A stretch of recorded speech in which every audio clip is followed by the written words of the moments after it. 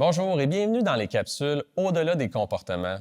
Habiliter les éducateurs et éducatrices spécialisés aux techniques d'intervention, la version anglaise étant When Words Matter, Empowering Specialized Education Worker with ESL Proficiency.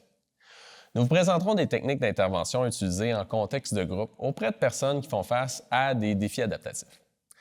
Les intentions de notre projet sont les suivantes.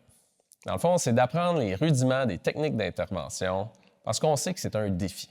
Si on se met dans la peau d'un étudiant, on constate que les professeurs les expliquent en théorie, font parfois des jeux de rôle pour les faire expérimenter, mais dans les faits, comment se les approprier? Comment valider le choix d'une technique par rapport à une autre? À quoi ça ressemble vraiment une technique d'intervention dans l'action? Serais-je capable de les appliquer lorsque je serai en stage? Est-ce que j'ai utilisé la bonne technique? Comment savoir si j'ai bien fait ou manqué mon coup? Comment m'y prendre si je me suis trompé? C'est vraiment dans le but de répondre à ces questions-là que les capsules ont été développées, ainsi qu'un guide d'apprentissage. Pour mieux vous définir le projet, en fait, les capsules explorent deux univers d'intervention, l'un en milieu scolaire au secondaire et l'autre auprès de personnes âgées. On y retrouve 14 techniques d'intervention ciblées. Chaque capsule contient elle-même plusieurs techniques d'intervention, mais en cible une en particulier. Dans chaque vidéo, on présente une introduction de la technique suivie de deux interventions, une intervention favorable et une moins favorable. Pour les vidéos en milieu scolaire, chaque intervention est complétée par un retour éducatif sur celle-ci entre le ou les personnes impliquées dans l'intervention ainsi qu'avec l'intervenant. Pour les vidéos auprès des personnes âgées, l'intervention se complète avec une supervision clinique. Vous pourriez vous demander pourquoi faire des retours sur chaque intervention. En voici la logique. Dans un processus d'apprentissage, et même quand vous aurez beaucoup d'expérience, avec le stress, la nouveauté, les caractéristiques particulières d'une personne, d'un groupe ou d'un environnement, il est probable que le choix d'une technique ou les conditions pour l'appliquer ne soient pas les plus appropriées dans une situation.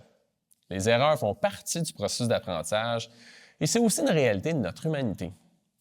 Nous ne sommes pas parfaits, nos imperfections peuvent contenir des opportunités de croissance, autant pour les personnes à aider que pour nous, comme humains et intervenants.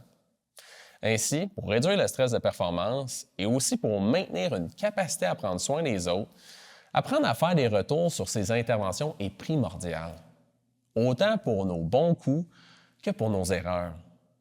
Ça permet de réparer des liens qui pourraient se fragiliser ou d'en tisser des plus forts, que ce soit dans l'intervention moins favorable comme dans l'intervention plus favorable.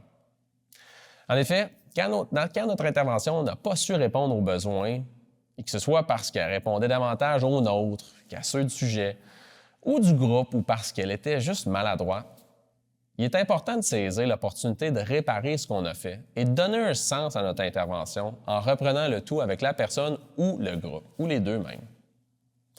Un retour sur une intervention moins bonne permet de donner du sens à nos erreurs, de reconnaître à la personne le droit de s'opposer, ou d'exprimer qu'elle ne s'est pas sentie comprise ou respectée. En l'écoutant sur son vécu, ça permet de retisser le lien par une écoute empathique. Quand l'intervention est favorable, le retour sert à mettre l'accent sur le sens de nos interventions.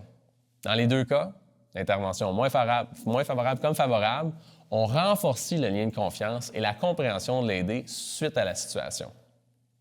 Finalement, après la présentation de chaque technique, un retour sur l'intervention est réalisé.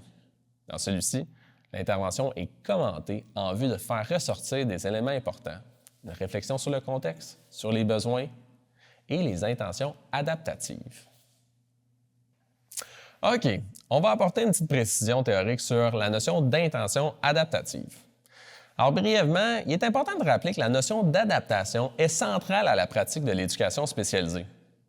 Cette discipline vise principalement à soutenir la capacité d'une personne à s'adapter à son environnement et à mobiliser ses ressources pour fonctionner de manière plus satisfaisante dans les différentes sphères de sa vie.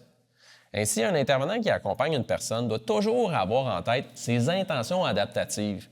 L'intention adaptative est ce qui guide l'action de l'intervenant. Il doit agir dans le but de favoriser l'adaptation entre la personne et son environnement. Autrement dit, l'intervention cherche toujours à soutenir les besoins, les capacités et le développement du sujet, tout en tenant compte de la réalité, des exigences, des règles et du fonctionnement du milieu. L'intention adaptative consiste donc à ajuster son intervention pour maintenir un équilibre fonctionnel entre ces deux pôles afin que la personne puisse fonctionner de manière plus adaptée dans son contexte de vie.